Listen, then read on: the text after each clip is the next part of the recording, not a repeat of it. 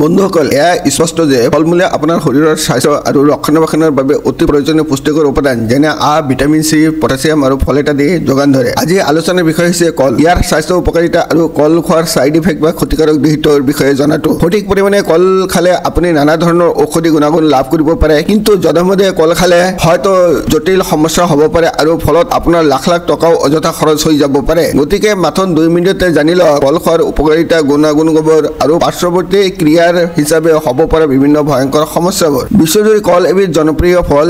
এই মিঠা ফল অতি সোৱাদযুক্ত আৰু পুষ্টিকৰ খাদ্য। আহক কলৰ 12টা যাদুকাৰী স্বাস্থ্য উপকাৰিতা জানি লওঁ। 1 নম্বৰ, কলে শৰীৰক শক্তি প্ৰদান কৰাৰ লগতে বিভিন্ন শাৰীৰিক সমস্যা নিৰাময়ত সহায় কৰে। কলত কেলৰিৰ পৰিমাণ বেছি, গতিকে মাত্ৰ এটা কল খালে শৰীৰে দীৰ্ঘ সময়লৈকে শক্তি প্ৰদান কৰে। 2 নম্বৰ, অত্যাধিক জ্বৰ বা হঠাৎ ওজন কমি যোৱাৰ ফলত শৰীৰ দুৰ্বল হৈ পৰে। এই সময়ত কল খালে শৰীৰত শক্তি পোৱা যায় আৰু দুৰ্বলতা অতি সোনকালে নাইকিয়া হৈ যায়। 3 নম্বৰ, কলত প্ৰচুৰ পৰিমাণে পটাছিয়াম থাকে, গতিকে হাড়ৰ স্বাস্থ্যৰ বাবে কল এটা উপকাৰী ফল। 4 নম্বৰ, কলে এন্টাচিড হিচাপে কাম কৰে, অৰ্থাৎ কলে হজম শক্তিত সহায় কৰে আৰু পেট ফুলাৰ সমস্যা সমাধান কৰে। কলে পেটত ক্ষতিকাৰক বেক্টেৰিয়াৰ বৃদ্ধি ৰোধত সহায় কৰে। 5 নম্বৰ, কলত প্ৰচুৰ পৰিমাণে আইৰণ থাকে, যিয়ে তেজত হিমোগ্লোবিন গঠনত সহায় কৰে। সেয়েহে ৰক্তহীনতাত আক্ৰান্তসকলৰ বাবে কল অতি উপকাৰী ফল। 6 নম্বৰ, হৃদযন্ত্ৰ ৰোগত ভুগি থকাসকলে নিয়মীয়াকৈ প্ৰতিদিনে ভৰা পেটত এটাকৈ কল খাব লাগে। কলে হাৰ্ট বাৰ্ণ কমায় আৰু পেটৰ ক্ষতিকাৰক এচিড প্ৰতিৰোধ কৰে। 7 নম্বৰ, কলৰ খোলা দাঁতত প্ৰায় 2 মিনিটমান ঘঁহিলে দাঁতৰ মলি আৰু দাগ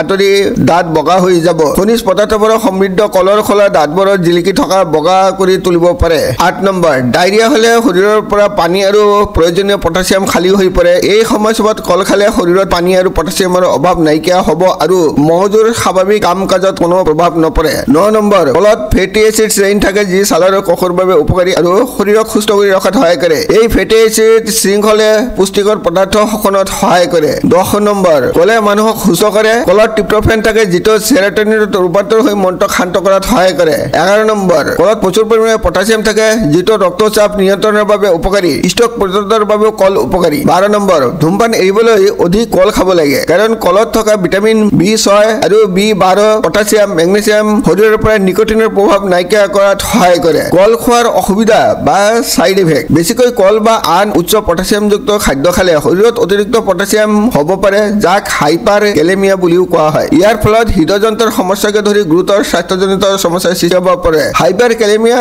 হ'লে তেজত পটাছিয়ামৰ পৰিমাণ বাঢ়ি যায়। যিসকলে ওজন কমাবলৈ চেষ্টা কৰিছে তেওঁলোকৰ বাবে বেছিকৈ কল খোৱাটো অবাঞ্ছনীয়। এই ফলৰ ওজন বৃদ্ধিৰ গুণ আছে বুলি জনা যায়। অপ্ৰকৃত কল বা সেউজীয়া কলে কষ্ট-কানিষ্ঠ সৃষ্টি কৰিব পাৰে, কাৰণ ইয়াত ষ্টাৰ্চৰ বেছি থাকে। বেছিকৈ কল খালে পাচনতন্ত্ৰৰ সমস্যাৰ সৃষ্টি হ'ব পাৰে, যি আপোনাৰ সামগ্ৰিক স্বাস্থ্যৰ বাবে বেয়া হ'ব পাৰে। কলত চেনিৰ পৰিমাণ প্ৰচুৰ পৰিমাণে থাকে, গতিকে ই আপোনাৰ দাঁতৰ স্বাস্থ্যৰ বাবে ক্ষতি কৰিব পাৰে। আজিলৈ ইমানেই।